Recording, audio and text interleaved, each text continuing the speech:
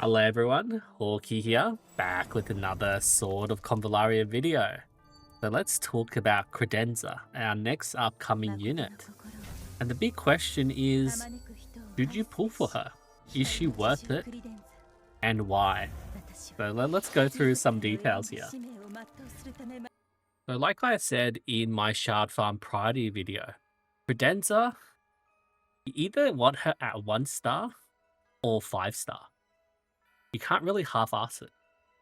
Credenza is like a very luxury unit because where you want to use her is in the very hard content. And if you bring Credenza, you kind of want to have her 5 star fully maxed with at least a 2 star signature weapon. And that makes her just very expensive.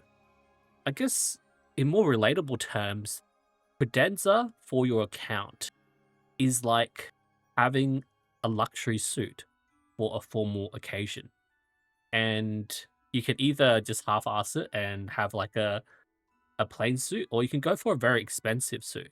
If you go with a 3 star Credenza, it's like having a suit and then you just wear jeans or something.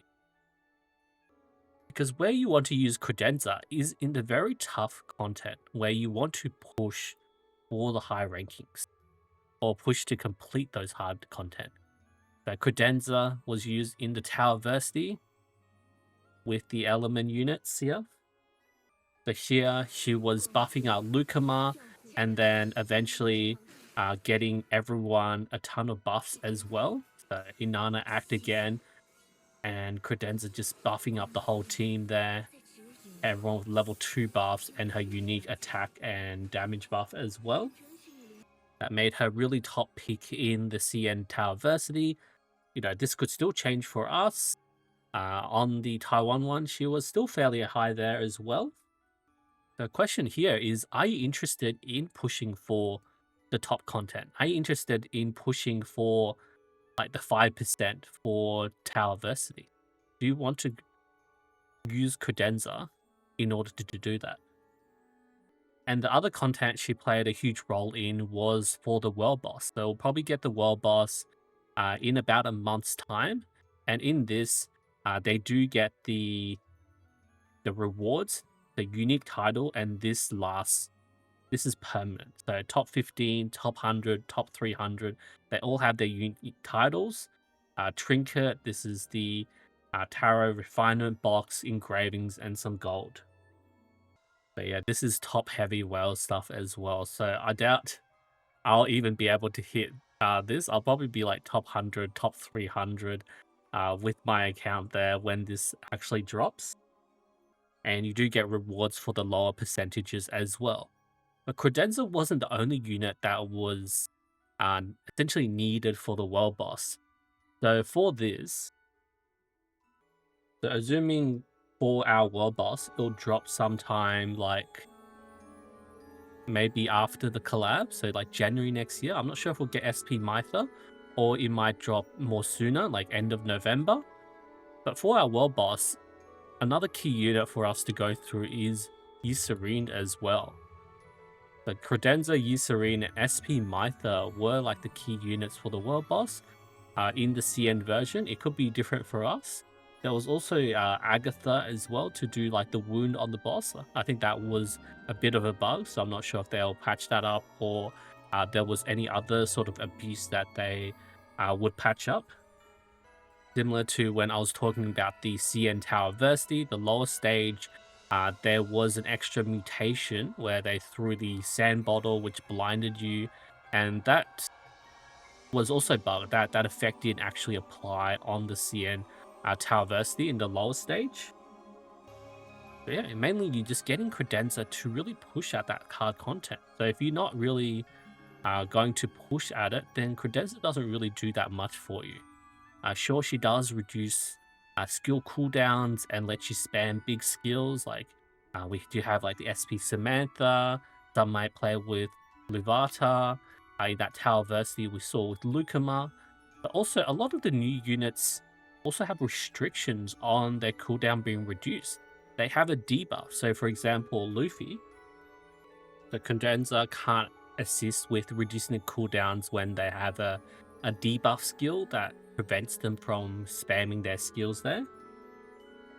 Another unit that does benefit from Credenza is Eucerin as well. Camelot to a certain extent, but Camelot's cooldowns are just way too long. So Credenza and Camelot, not really that well. So it's mainly like SP Samantha and Eucerin that you're looking at, Lucamar to an extent. So honestly, Credenza, for most players, I feel like they don't need it. Like, if you're only taking Credenza for those hard stages, and like, even if you want to follow a lot of the hard stages, you might not have the units of stars or the actual imprint for it. So you're probably going to play a more free-to-play option, which probably wouldn't even need to have Credenza in the first place. Instead of reducing cooldowns on your DPS units, you could bring like another support, another DPS. There's many other options that you can go with. And I guess the other thing for Credenza is this is a rough time. Like, even if you're not skipping everything and saving for the collab, you still got really strong units like Camelot is still really top DPS there, and he's very tanky. Eucerin is really solid DOT and piercing.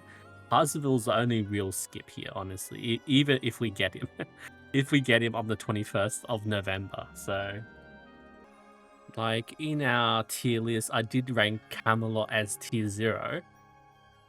But honestly, I feel like he's one of the easiest to be power creep Camelot here. And to a degree, SP Samantha. And like, out of the next units, Eucerin, I feel like does bring a lot of uniqueness to her kit. She brings things that nobody else really does. And so does Credenza, but with Credenza, technically you can still just have like Coco and the flag, which sort of just replaces Credenza in a way.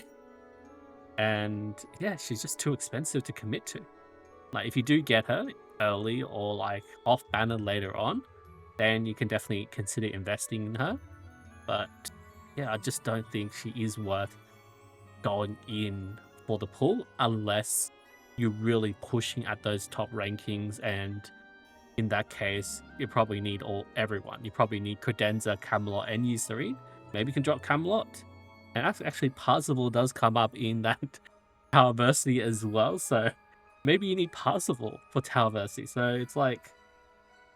And then if World Boss, Raid Boss comes in when SP Mytha is there, then you want SP Mytha. It's like a never-ending game, right? And then you definitely want to have like Lucamar for the element, Shams for like single target DPS, and then you can probably like skip them all until like these later units. But yeah, we'll need to see. It's just everything's a bit up in the air at the moment, especially with the collab, right? Is it just 2 characters? Is it just 100 pulls? Is it free run? Is it something else? Is it on the 5th of December? Or is it on the 12th? Or is it on the 21st? We have no idea. And just going into this blind does make things a lot trickier, right? And yeah, just in a rough time.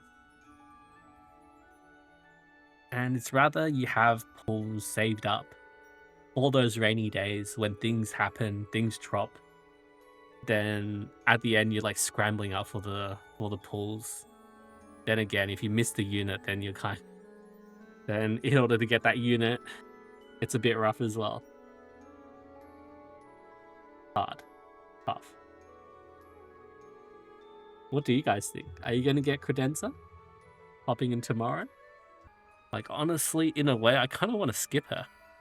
But I know I can't because I'll definitely need to have her when I'm pushing the rankings. And I want to push the rankings. So I'm going to get Credenza. Anyway, that's my thoughts on this. Good luck to everyone pulling Credenza tomorrow. And yeah, hopefully I get her early so I can save some pulls for everyone else. Thank you everyone so much for watching. I'll see you guys next time.